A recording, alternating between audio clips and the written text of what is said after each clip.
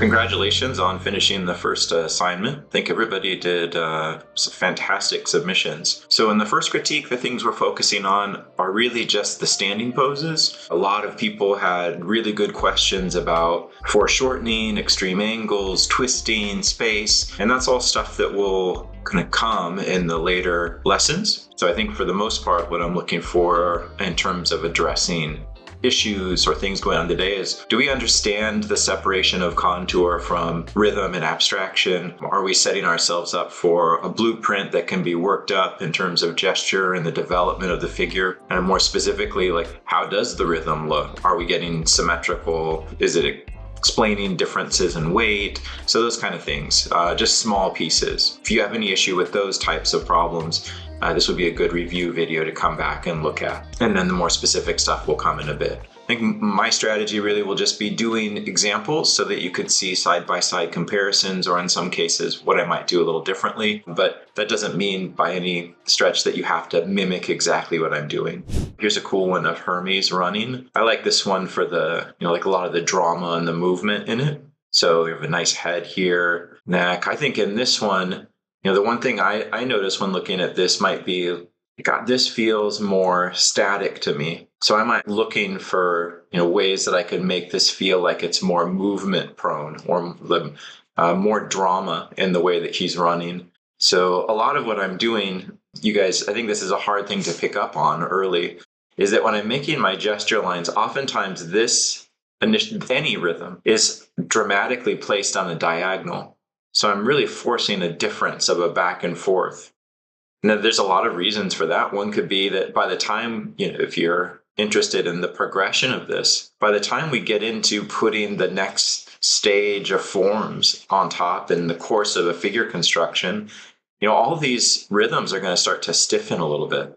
So I'm purposefully over-exaggerating with the anticipation of a lot of information to be built up on top. Like, imagine shape, perspective, anatomy. That's still all stuff that I would want to put on top. So this line, I think for my stretch, I always try to look for two diagonals: the thrust of the rib cage forward, the pull of the pelvis back. And so I see that, right? All of that's in here. Again, I'm a fan of leaving negative space.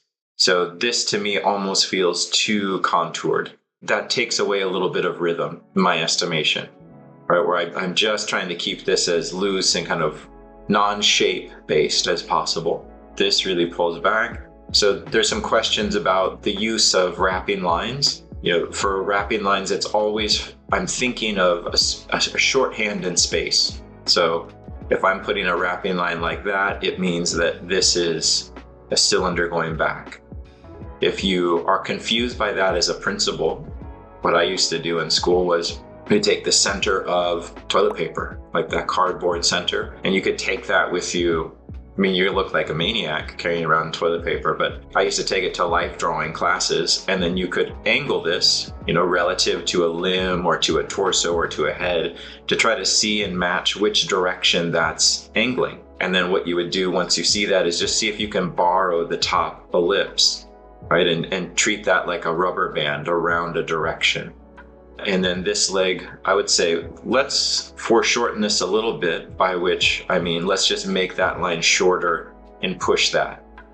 So that push that means I'm pushing the degree to which we would be above the toilet paper center. But I'm opening that up, the ellipse there. So that corresponds to those for me.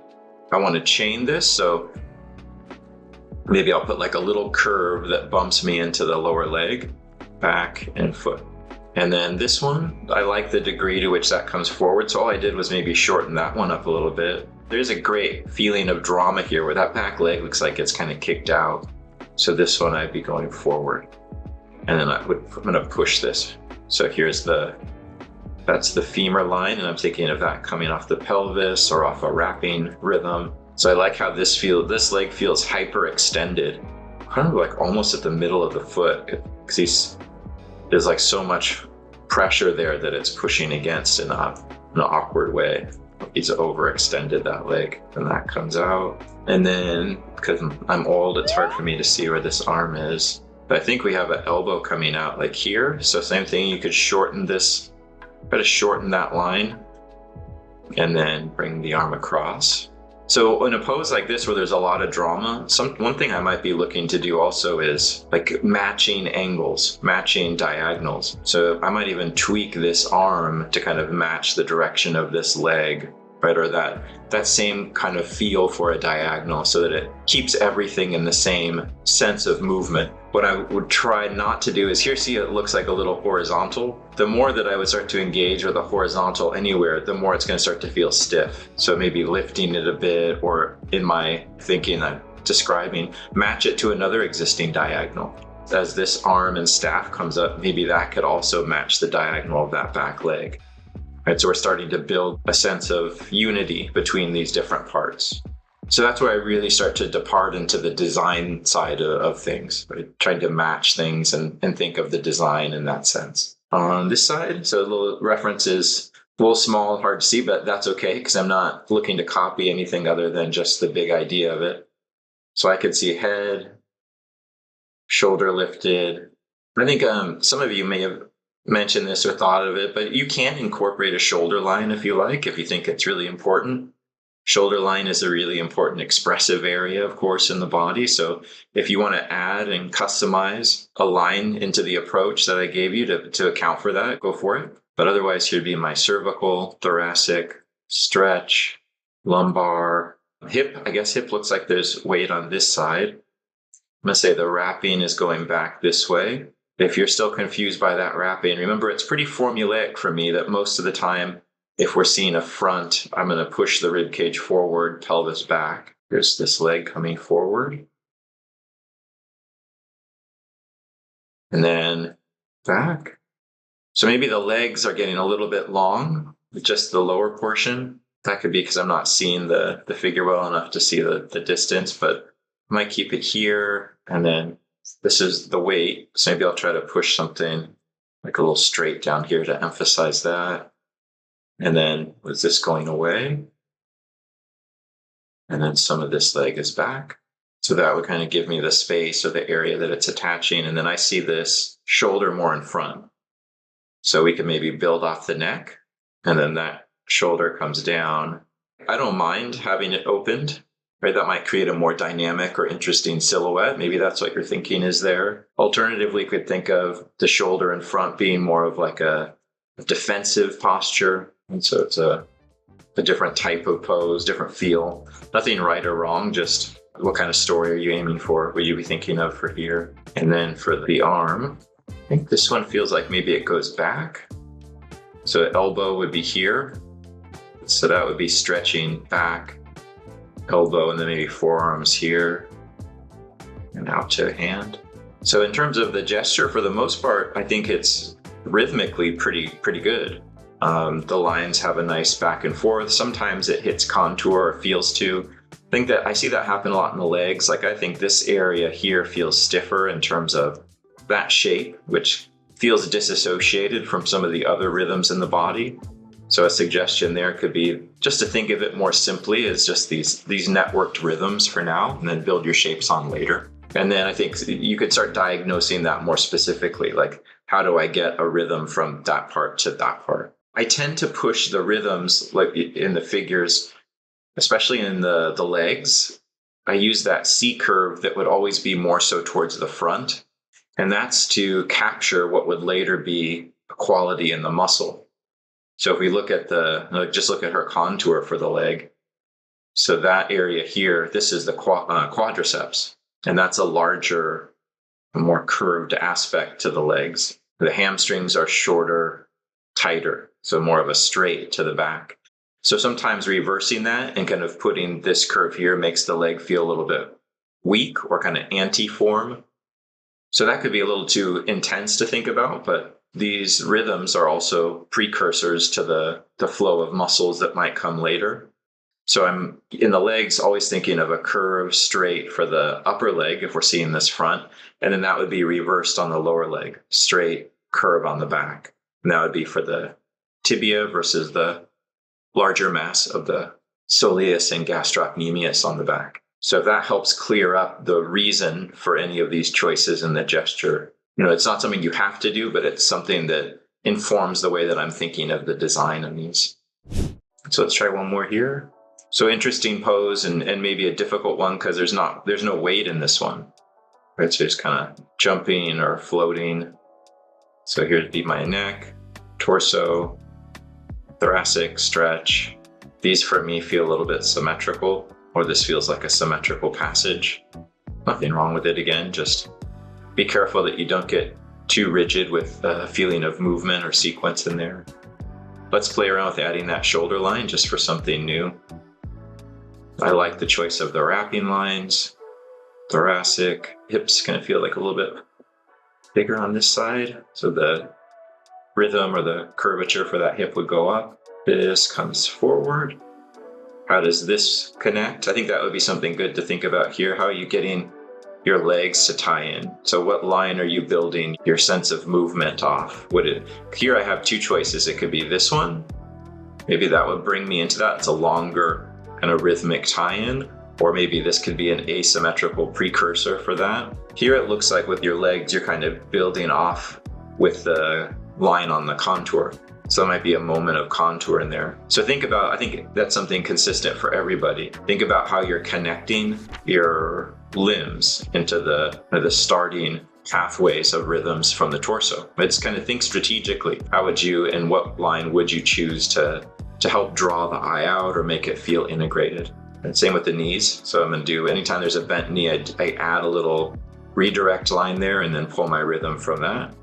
And then for this longer line, another way you could start to divide up your limbs is think about if a line or a leg or an arm is more passive, see if you can create a longer sense of flow. So maybe in this one, I could create that longer tie-in rhythm from, what was this, the stretch of the body. And then here's my leg. Can sometimes just feel a little bit different than a flex side or a side that's more active. Right, so here I'm trying to build this out with one long line or two long lines. And it starts to set up a different quality from something that's a bit more knotted. And to me, that would be a way of beginning a study of economy. How can you show more with less? And in this case, maybe the passive versus active sides of the body. So what I like in this arm in the design is, I think I want this arm to mimic the direction of the knee or the leg. Right, so these two things can start to parallel and maybe get a greater sense of movement for it. And then this arm. Sometimes I think, if you pay attention in these gestures, look at areas that break with the overall design of the body. Like here, there's a lot of unity, the large flow of the passive leg into the torso. That gives us this one line. And then on this side, we have kind of this arm mimicking the direction of the limb pulled out. That starts to create some unity there. Even this leg kind of mimics the direction of the lower leg. So what starts to break that is this arm. And sometimes that's how I'll start to think about composing a focal point, right? Because it breaks. And sometimes, compositionally, our eyes will start to track difference. So maybe that comes here and then forward. And it looks to be of importance to this character because there's a blade here. So is that the reason that this limb takes on a separate position from the rest of the body? Is it so that our eye will be attracted to that small moment of difference and then we'll notice his blade? Or so that the blade will bring us back into the face, and then that face will be something that engages us from the standpoint of creating focal points.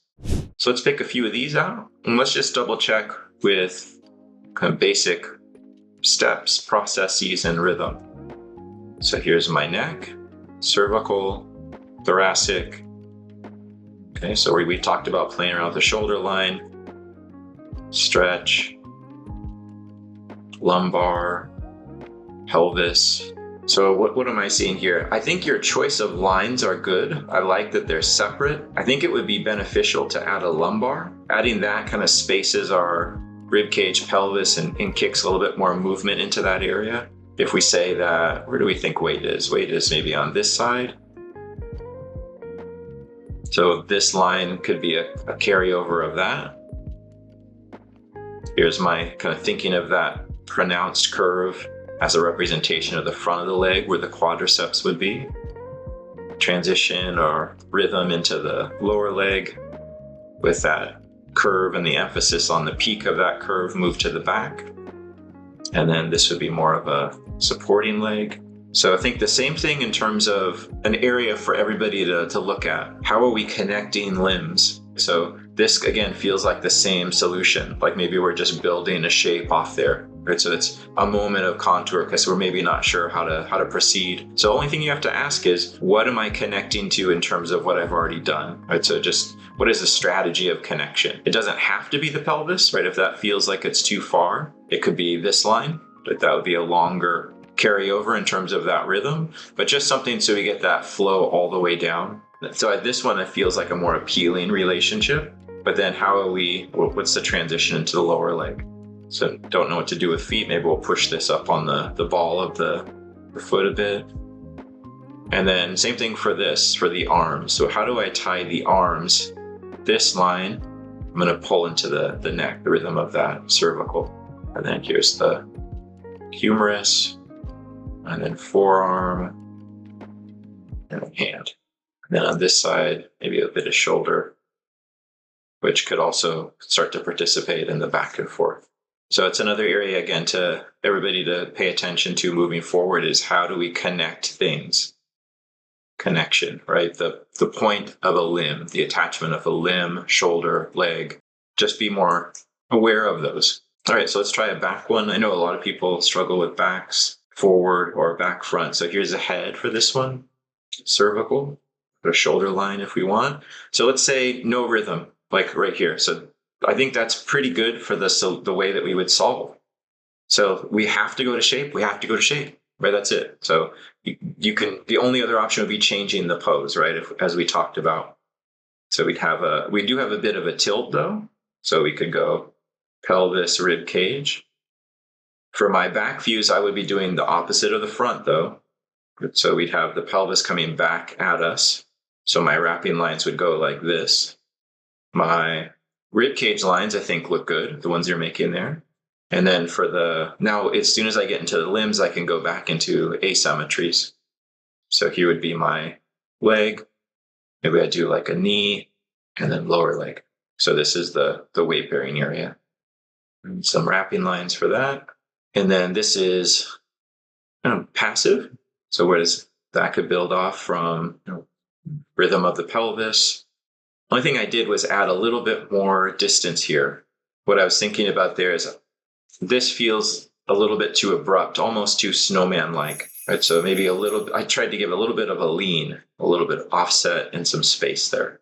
Let's say this goes a little bit forward and then leg. And then that's a little bit closer towards the front. And then arms, I think it's good. I'm going to try to imagine a scapula. You don't have to draw the whole thing, but something that'll allow you to move the eye out into the arm, something to tie it in. What I'm looking to try not to do in this would be add the arms like shapes that are kind of tacked more to the outside. Don't worry about shape. And then maybe this could come forward. I mean, we have to worry about it, let's say, if we're doing the front or the back, although my shapes are pretty weak for the resolve. It's a slight indication. And then on this side, deltoid, scapula, or thinking deltoid, thinking scapula, moves forward and then onto the railing, which could be a little bit lower to match the other side. So I think that's something that we could try to avoid here too. Like this feels too much like a cutoff. So something to allow a bit more of a movement or a rhythm between those areas. I like the dynamic qualities you're getting in these. I think that has a lot of nice movement. I would watch out for some of this, right? Just too much parallel. Is there a way that we can offset those? So like in this one, suggestion for that could be this stage, cervical. Here's our shoulder, thoracic, stretch, lumbar, pelvis.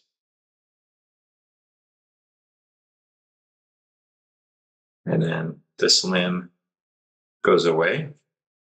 So again, foreshortening is always going to be for me a function of just at this stage, making a line shorter and then increasing the degree with which something would wrap. This leg comes up. So again, good options for the leg would be the side of the pelvis, any of the lines of the rib cage, thoracic. So maybe that's here, comes forward a bit. And then lower leg is just tucked behind there. And then this would come into the arms. So I could build this off my thoracic, off my cervical, and up. So the big difference is just, can I get this to exhibit some positioning that's slightly less symmetrical? So this would be down to the elbow, and then arm, hand.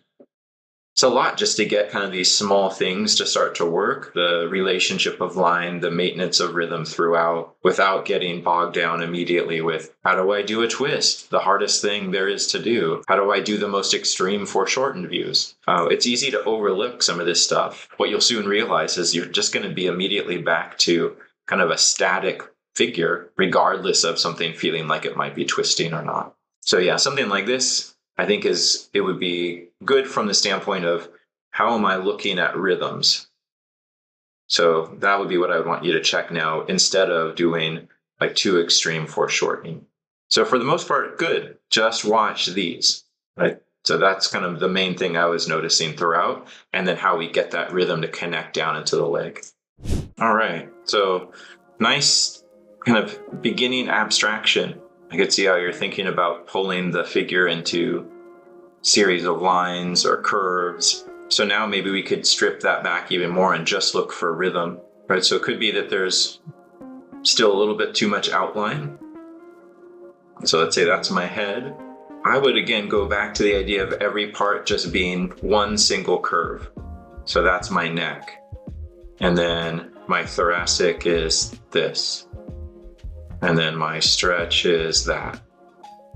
And if, sometimes you want to say, well, it looks like it should be reversed. Okay, that's fine. It could be that you might see or interpret the rib cage turning a slightly different way, or kind of off formula for how you would normally like to draw. All of that is okay.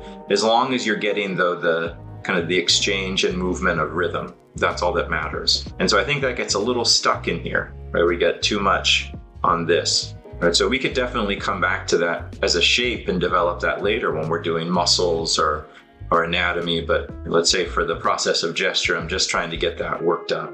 So there's my hip. You can see that the clothing always makes a great wrapping line. If you ever get stuck and you're drawing a clothed figure, you can just look for the way that the clothing ends on the body, and that'll always give you the perspective positioning of a part. And then weights back here. So again, I'm just taking one line and thinking of it tying into that hip as almost as a joint, or the connection of the ball and socket joint, I should say, for the leg. And then here's my lower leg back here. And then it's a nice shape you have for the foot. Don't need to redraw that. Let's say this goes away. You have a nice interpretation of that. And then for this leg, we have that coming over in front. So I'm darkening this to give a little bit of that foreshortening, right? Having something darker brings it forward without having to make a shape or an overlap. And then lower leg could be here. So I think you could back off some of this. This would almost be like, in my drawing process, there would be gesture, and then I would set up tilts for the core masses, and then I would put the shapes of the core masses on top, and then I would work out the anatomical connections as pinches and stretches between those, and then into perspective, right? So it looks like you're almost already here with your gesture. So that's just something for you to think about in terms of how you ultimately want to organize your own process. I like to just think about posing and the things that we talked about in the intro video. And if you can do that math in your head, so to speak, you could just visualize that, which a lot of people can, then maybe you don't need it. So different steps in a process become optional, right? Dependent on how you want to customize based on how you see and what maybe your strengths are. And those are going to be different than mine probably. So I would make this arm simple, and I would back off the kind of some of the symmetry. The other bias that I bring to with this approach is that I'm almost always using this to teach people anatomy. And what's the most difficult thing for people to leave behind with anatomy is, again, just the symmetry of the outline. So making people early on with anatomy studies do gestures that begin this way ultimately sensitizes them to the way that the muscles look on the outside. So that's a heavy bias to this approach that all of you can take into consideration. So this comes forward, but that's my rhythm. So I'm not getting that connection here. So that's a big thing for today, right? With the ones that we've looked at, and a lot of the work that I pulled was just how are we creating the rhythmic bridge or transition between one part and the next. The other thing I sometimes see people do with gesture, and I don't think, or I saw people do with the work this week, is adjust gesture early on for body type. This is a man, this is a woman, this is a creature, this is a brute, this is a sidekick. Yeah, I'm not doing that. I'm not interested yet. So I would make everybody generically the same, right? So I'm not going to look, I think that's another consequence, or it's another habit of detail and looking at contour. Then the other type of gesture that I'll show you later on in the class is more conducive to that. Right now, I would be treating every single body, right, the same. It would be that this one kind of uniform mannequin, so that I don't have to go into the infinite varieties of the look of the subcutaneous fat and muscle and proportional changes and shape changes. I'm just focusing on the posing and the placement, and then I can modify body type with shape on top. And that might not have been very clear in the early lessons for people. So for this one, I really appreciate the way that you can notice the hourglass forms. It's really beautiful. And I like this artist a lot for her stylization of form. And there's a lot of beautiful shape, even in the rabbits and the rhythms. But I think at this stage, I would be hesitant to go there too quickly, right? Just because I'd want to get this principle first. And so I think with too much of an emphasis on there, it might be hard, because now I'm not really able to work with where am I pulling a rhythm from that. So instead what happens is my lines just parallel out, and now I'm back to creating shapes again. Whereas I really like what you've done with this arm. That's a really beautiful gestural arm. I know what it's doing. It's dynamic, it has rhythm. The muscles are all summarized into 3 curves. I always see that in drawings. There's, areas where people are unconsciously holding on to kind of a prior style or habit, and then these great areas of success where we really see the new information kicking in. And I think that's just the gradual process of seeing somebody learn something visually. So I put my leg like this. I think you stiffened it, right? That feels too stiff. So what I'm looking for here is that this comes forward, and then I want to get the pull of the pelvis and the femur to give me one beautiful diagonal back. And then I do agree that would come forward. And then again, let's look at this nice arm you made. Even this, what I like is that it's creating that connection. I feel like there's a difference in this arm because it integrates in the treatment into the rest of the body, whereas the legs have kind of more of a standalone treatment. They exist on the outside of the pelvis, in other words. The arm. And then you could try to foreshorten. So the way we would foreshorten is look at the length of this for now and make it half as long. And then push a wrap. So it's still not a shape. And then same thing. Make this, if we compare this to the forearm here, which is not foreshortened, I've taken this, the understanding of that, and I've made it that long. And then here's a hand, which is just a C and an S curve. So that's how I would see kind of pushing this one. Again, it's a quality of letting the lines exist as something on their own and not have to be beholden to shape. So let's try one more. Let's try this one, since there's more contortion, a little bit more with the problems people ran into, the obsession with the twists. Remember, gesture is always, for me, still a 2-dimensional concern. So I'm not solving complex issues of space. It's not a part of my process here. I'm only worried about the big things, the positioning here. So if I have a pose like this and I'm seeing there's a really beautiful twist from the pelvis to the rib cage, to the shoulders, to the head, right? Everything is turning, spiraling in space. That's fantastic. I want to be aware of that, but I'm not going to draw that yet. So here, maybe I would do this. I'm just looking for the things that we described earlier. You can foreshorten again if you want by looking at those lengths and trying to adjust for them. But for this guy, I would be exaggerating and trying to capture the big story moments of the pose. So what do I like about this? Well, I really like the approach that he's kind of really pushing his whole body towards her. I'm assuming this is the Garden of Eden. I'm not familiar with the painting. This is a tense scene. You can think about the relationship between them. There's the offer of the apple. There's the snake behind them. There's the hesitancy of Adam. So what would be the hesitancy in this? To me, a diagonal is motion, but it's moving toward Eve. But then look at how the pose of the arm is completely static. And it almost matches the center or the symmetrical divide of the image. So there's the hesitancy, right? That's him with maybe a moment of pause before he ultimately concedes and takes a bite. So I'm looking for those things. At this point, for me, psychologically, that's the most interesting. That's the reason to make the drawing, is what a compelling way to make someone interested in the story of the forbidden fruit or the Bible, right? Who cares about a twist, right? The twist would be like a minor thing later on to help magnify that. So if what I'm describing there in space about the movement and the positioning of the body is the main story, the twist is kind of like it's a way of saying that same thing in space, right? That the pelvis faces this way, and that there's gradually in the turning of the body an appeasement to Eve or a concession to Eve, right? So the head is going this way or something like that, right? But it's just mimicking in space what the gesture is setting up, or it's seconding it. Why would we get too worried about that right at this point? That would be a stage where, I just focus on perspective and construction. And that way, with my blueprint, my map of gesture, all those big issues are solved. Now at this stage, I can just start to ornament them, right? So this arm comes across. This is really the moment that he breaks that vertical, right? That symmetry line here. That line of resistance from his body to hers, and then goes across, and that's where he's reaching for the apple. I think it's interesting in this painting how close this arm is to the snake.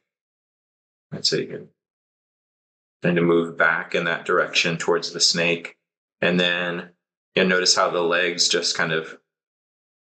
keep us. Well, the back leg keeps us anchored, right? So in this pose, we have this leg kind of moving toward, this leg moving back. I notice this leg on the same angle or line of rhythm as the body. So that's a repetition.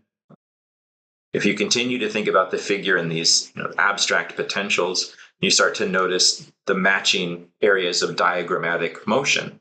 Like, this is the same as that. And then I think this leg is kind of our anchor. So here we have this leg back here. And I guess by anchor, I mean, if we ultimately know up here he's leaving to make a poor choice, this is where we start. This is where he holds on to his resistance. So those are the kind of things that I'm really trying to focus on to avoid getting too lost in the details. I think that your pose is good, but we're losing some of the rhythm for the symmetry, the matching of the areas. The reason that I tried to spend more time giving you my inner monologue when making this, as scary as that is so that you know where my attention is being redirected to, right? Because those are the types of things I'm thinking about in opposition of being too consumed with the look of a hip, the shape of a femur, the contour of a back, right? Those kinds of things. Oh, cool. So here's a great, interesting pose. So I really like the degree to which you've left the figure as these rhythmic patterns and suggestions of motion. I don't feel like in these that you've gotten too much into shape, which is fantastic. This is a great start. Now, what could we do to kind of help these along some from where they're already at, which is where everybody's at. Everybody that I looked at had great first run at these, but could address some small things to start. It's primarily the connections. And so if you notice this too, where it feels like the transitions start to get a little bit abrupt or awkward, that would be something to kind of look at in your drawings. So here we have cervical, that looks good. You're playing with the shoulder line too, so let's put that in there. Thoracic. So what I notice immediately is I would just be moving some of these up. Now if I diagnose these just for rhythm, this is good, this is too far, right? So this might play into that, but this guy gets a little distended. So how could we incorporate that a bit more? One thing that might help is thinking more about your curves on diagonals, especially this one. This one kind of almost gets too straight there. So we get that pushing back. Let's put the lumbar up here so that it's more responsive to that rhythm. I always like that because it gives me the push of the back, the redirect of the lumbar, and the emphasis, the spine. Pelvis I would also try to push on diagonal. And then here's our perspective. These we could be pushing more too, just exaggerating. And then I think we have weights on this side. When I'm, notice when I'm drawing these two, I'm not starting it on the outside, like I think so much of how we're taught, whether self or otherwise in drawing. Now we're taught to kind of make the lines on the outside. My lines are kind of searching and up and thinking about establishing rhythmic relationships up. I really like your legs. I like the way that this is into that. Looks really nice. Here now, maybe you could start to play with something else we've talked about, which is how can you differentiate your supporting leg with a different quality of line or rhythm? So maybe now, what about a long line? Sometimes something like this can make the supporting leg or passive leg feel unique and separate from the area of weight. The way I think of that is the area of weight is kind of closer to being more angled. Feels stronger, right? There's more curves to describe that area. So that brings more visual interest. Might also, feel like active muscle, right? Because muscle, when it's used, gets higher and can create these higher peaks in the curve. This emulates for me more of a passive position for muscles. It feels different. And then arms. So connection here, I think, could be a little stronger. Maybe that shoulder could build off the rhythm of the neck. And then your arm is pretty good. Again, I would just think of bringing these curves up to relate to one another a little bit more. And then a nice powerful position for the forearm. And then shoulder comes forward. Forearm comes across. And then just kind of pulling on the bow. So good, right? So the only difference, I think, is my curves are more angled on a diagonal axis. And I move them up so that there's less of a space in between the treatment or the use of each line. I'm going to steer away from the foreshortened ones too much right now, just because I think it's going to get its own video. So let's take a look at this one. Do a comparison. So sphere, cervical. So here's a good one for the exchange, right? Something that we haven't talked too much about yet, but if somebody's bending or leaning forward, that you can flip the formula treatment of line. That instead of it being right, this, that you can swap them. So I think you did that really nicely here. That's one reason I wanted to point that out. Lumbar, which now could maybe emulate a pinch. I would push this pelvis forward. Leg comes across. Let's do the supporting leg first. So I'm going to get the balance. One thing you can start thinking about maybe is where the center of gravity is. Like if I look at his neck, foot, yours is pretty good. I think maybe he just feels a little stiff. So how could we get him to feel like he's starting to ball up his body to produce that pitch or that throw? So maybe leaning the torso a bit helps there. There's some wrapping lines. Maybe pushing this leg across. Again, careful with the connections. Maybe I would just bring them in some. I don't think you have to redraw those lines. I would just make them feel a little bit more knotted. Oh, and then this is a little bit more forward. I like that kind of leg out in front, gives a nice anticipation to that throw. And then maybe we could pull the shoulders more, kind of up and forward. And I see that shoulder kind of right underneath the outside corner of the jaw. That's a rhythm building off the stretch of the back, forward, down into the humerus, elbow, and then up and into the hand. So I like all the weights on this leg. I could even darken that to make it feel more important. This is suspended, the body's moving towards that area of weight, and then the back shoulder is dropped. So it'd be low and down here. So good, pretty close. Again, I think just see if you can veer less off or do more to veer off of verticals. I think this is a good one worth doing because some of you may have chosen, or a lot of you have chosen poses that are draped, and what are we supposed to do with those when we have a draped pose? So I think all of these are nicely done. We might be going too quickly to the construction stage, which is also fine because everybody can have their own interpretation for gesture based off of what they're looking to do. So I'm going to try give my view of this one with some clothing too. So here's my head. I'm going to start with the male figure. And again, I'm going to pull back everything just to be about looking for and trying to establish rhythm and position. So here I have the head, neck, shoulder, and then it kind of looks like he's dipping his torso. Like his shoulder dips, and then the torso leans forward. So this is going to be my stretch line. So there's a lean in and forward. Like maybe he's trying to kiss her. And then weight looks like it's on this leg, the close leg. So here, lower leg slightly back. I think your legs might be getting a little long, the lower portion. So I'm going to always, if it's not foreshortened, match that or bring it a little bit shorter.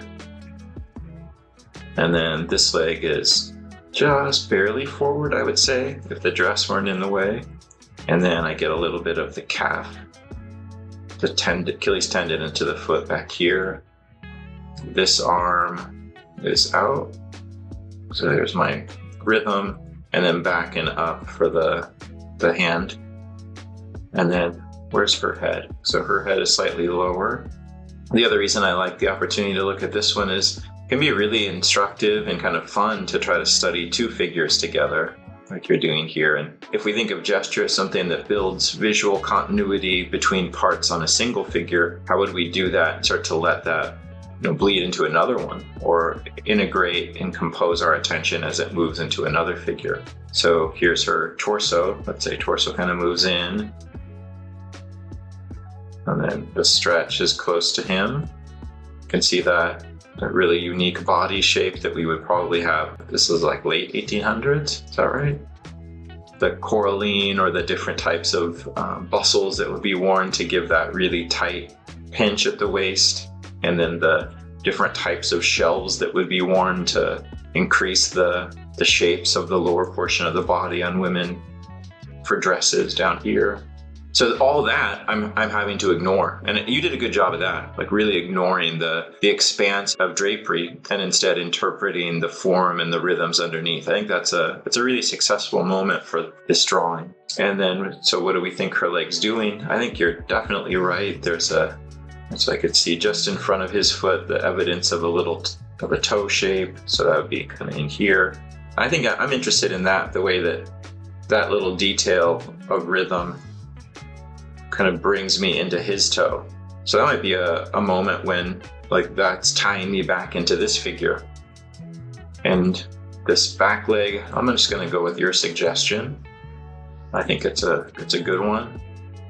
We have the leg down, and then the dress looks like it's been kicked up. So that's probably right. It's probably back here somewhere. Maybe just kind of having flared up to give that kick. And then I think the arm's really important, of course, because it pulls me back into his figure. So there's my shoulder, elbow. Elbow would be around here, and then up and into his hand. And that kind of brings me across and in. And then the last thing would be, here's his hand. So I get a little, even though it kind of blends in with the background, you saw it. So there's the forearm coming around and he's pulling her in. So what we have, I think, that's interesting in this pose is a lot of designs, right, that bring me around the front, and then back around this way. And that kind of keeps us involved in their relationship as far as the like a composition of a dance.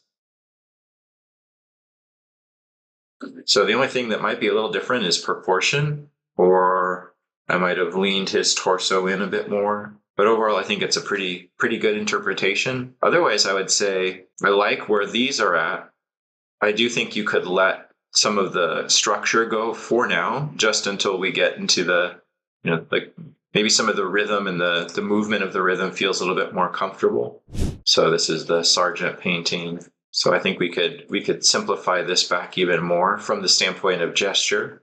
Of course, if you're looking to include construction too, then you could do that. But I would keep this one as a gesture, maybe just like this.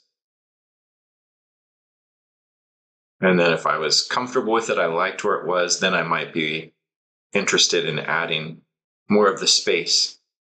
And then maybe the perspective would help me either set up for anatomy, or it could help me plan out the way a larger composition was going to be used, because she's posed asymmetrically in the frame of this composition with that tree limb or tree branch, whatever it is. So I think some of that is there. I think in some areas, the connection, the weaving of parts, right? How one part flows into the other. But as we move from neck, it's always more evident for me at joints. So this feels more outlined than transitioned in terms of the creation of rhythm. This looks like you're coming back to contour instead of thinking about an abstract diagram or relationship between, right, how these things could flow together. So that would be my only hesitancy in terms of moving too quickly to the geometries. So don't want to skip over this. So we really make sure we're getting a grasp on the way we think of rhythm. And then same thing here. How can what is the way that I'm going to bring the leg into the pelvis without adopting an outline and sticking it up against a box? So definitely nothing wrong with the perspectives, but these would be some extra suggestions for the rhythm. Okay, cool. I really liked these for the use of putting how clear you are for your intention with the lines and the notes. I think that's great. Okay, so let's see how these are great for Zeta painting here or drawing. So let's double check. Okay, lines definitely look good. Okay. The emphasis is there in the notes, and I could see that you're doing your part to include them here. That's a great cervical, thoracic, stretch, in other words, lumbar. So again, I think the same thing. How can we get those to feel more integrated as an experience of rhythm all the way through? Whereas now I think they're feeling a little separate, and like we haven't yet decided to leave the contour. Some areas really successful. Like that's a really well gestured leg. It's a fantastic leg. It's a fantastic arm. And those are great opportunities to take the win. So I always try to look for both in my drawings. Right? What is going really well, and then what areas can I work on more? So I would say move these up. Right? So this is the easy solution. Right now, you have the idea of the lines representing the parts, but they exist in a way that's just a little too far from the last or the next to create rhythm. And so they almost just look like floating outlines, almost. So there's my stretch, lumbar, pelvis. Rosetta always did like the gigantic volleyball butts. And then leg goes this way.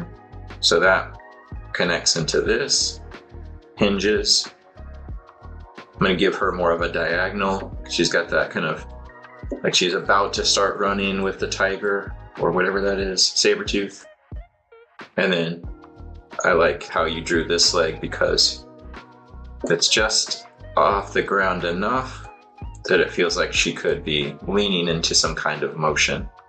A nice knee. That's my little kick back to bring the energy off of this leg. So that's the rhythmic exchange. This into this, like pinball with the eye. And foot.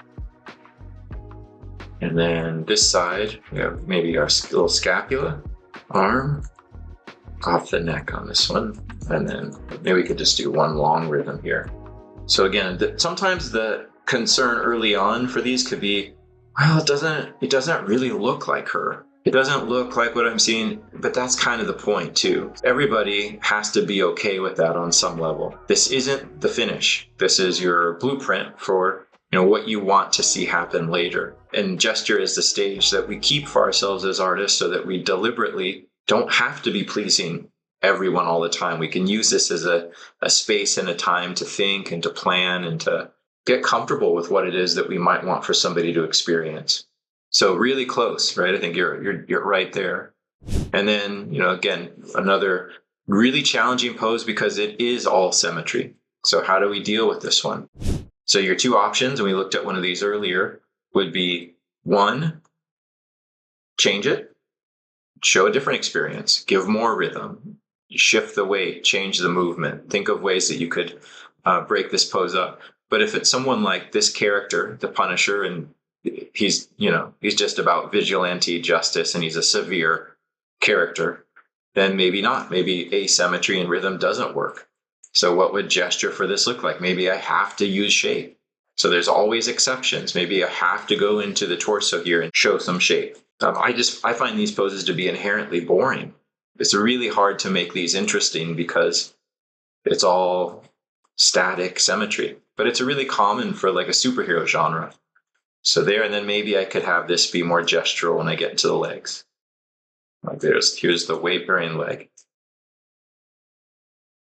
But what I'm trying to keep up above here is just my asymmetry of perspective. I'm under the head, the neck comes forward, the rib cage leans back, the pelvis leans forward, right? All those kinds of things. And then with your arms and legs, you could play with that a little bit. I mean, to break up this pose, there's a diagonal up here. There's a diagonal that comes back for the hand and forearm. The gun sits behind his head as a diagonal. So it's still the comics genre. And there's a lot of diagonals that exist around his framed or symmetrical torso to help us have a little bit more fun with the picture. And then that carries on to the back as well, the background, I should say. So the only thing I would worry about maybe in the way that you've laid yours out is just the proportion. Just this maybe getting a little long. It'll help, right, to bring some of these wraps in a bit more just so we get that. It'll help modulate or break up that larger symmetrical shape or zone. The way that the arms and the legs are reading are pretty good. Again, really successful breakdown of the arm. But now we're losing some of the asymmetry. So instead of this, which still feels like contour, I'm thinking more about the idea that I'm looking to represent is asymmetry, is movement, not shape. So this into this, right? And then I don't mind that. That's a nice transition. And then into the forward. This flows off there. So that could be good. Let's try one more.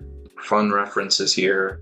So what's working well in this? Well, I could see you have a really nice breakdown of the lines. You're not drawing shapes and contours, and that's fantastic. So I think maybe we could just focus more on the proportion so that these lines exist within the, it doesn't always have to be perfect for our kind of classical chart or proportion breakdown, but that we get a little bit closer in terms of the big divisions. And then we just keep pushing that feeling of motion. So neck, cervical, thoracic, stretch, lumbar, pelvis. So the big fender here might just be that I always look for this to be my halfway point. So when I'm doing these quickly, let's say from life, I'll work from my head to my pelvis, and then maybe I'll do like a really quick shot down the leg and match that if it's a standing pose. So I'm making that big or broad visual assessment there. And then this comes this way. So let's double check the leg. I like this. Yeah, that's good. I lose a little bit of the asymmetry here. Maybe the reason could be that some of the lines are sitting too much on a vertical or a horizontal. And remember, my lines are always at diagonal or rhythm. So this comes off the pelvis and then back. So really good for the breakdown kind of the refusal to see the shape and the contour, and now some stuff that we could work on a bit more in terms of rhythm and then the overall connection between parts. In case nobody can tell, has been the main theme for this. And I don't even mind that you left the arms a little bit more simplified. Oh, this is a cool one. Let's try this one. All right, so I think same thing is happening here. So that's something that you can already know that you would need to work on, right? Or not work on, but be conscious for in the next set or the next round. Working those initial halves. So head, I'm going to go this way with my cervical. So he's leaning, looks like he's leaning forward, or else he's just got a big belly. So stretch. Let's try this though. Thoracic, pinch, pelvis. That gives him that forward lean that we've talked about a little bit, or at least the insinuation of it, that he might be going that way. Weight looks like it's on this side. Here's some wraps. And then pelvis. Let's put the supporting leg in there. I think it's straight, but I could be wrong. It's hard for me to see or understand what the form might be under some of the flowing robes at the knee. And then this is coming this way. So that might be relating to this line or the hip. So again, let's be cautious of this moving forward. A lot of people are doing this where the leg is starting off the side, or we're attaching it as a shape down there. Here's my knee, and then calf, and then foot. So I stretched him out to put him in that average gesture template, but that's consistent with what I was saying earlier, where I know a lot of people adjusted for body type. I'm not doing that.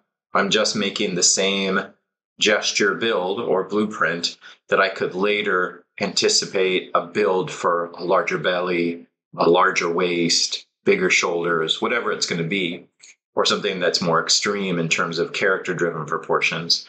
This doesn't have to say that right now. Here's let's say the shoulders are kind of rolled forward on him. Back. And then he's grabbing his staff. And then this kind of pulls forward. So again, I'd ask, what's the connection from this into this? I like what you're doing here. Neck, thoracic. How am I connecting visually the arm into that? Right now, it just looks like it's built off the side, right? Again, big thing for what most people in their studies struggled with. And then arm, for good reason, right? Because this is really hard and it's a challenging exercise without trying to make twists and really dramatically foreshortened poses yet. But great start, right? So a few things here we can clean up, but yeah, that's everybody. That's me, that's everybody else that submitted.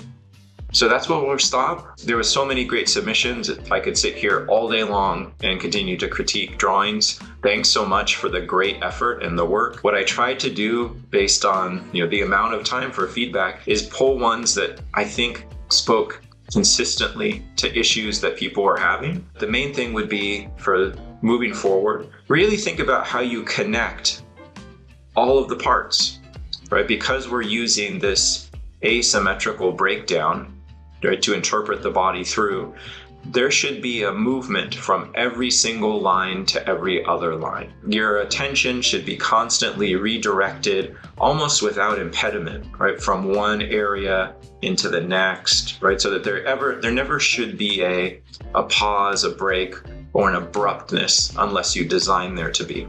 So I saw that with a lot of the submissions was a lack of this kind of follow through. And then I think there is still the lingering or the haunting of contour to prior drawings, where when we aren't exactly sure how to jump to the next rhythm, instead what we're doing is building a leg off, right? So I think that would be something to really try to avoid, or at least challenge yourself to make a different decision there, to see if you can find more of this kind of rhythmic overall in your figures. Some minor proportions, I think for everybody there's kind of some shifting proportions here or there, but for the most part this was the big thing, is kind of that bringing greater presence to connections and how we're trying to see the unified figure through all these rhythmic interchanges. But otherwise, really good job for what I think is an incredibly challenging assignment.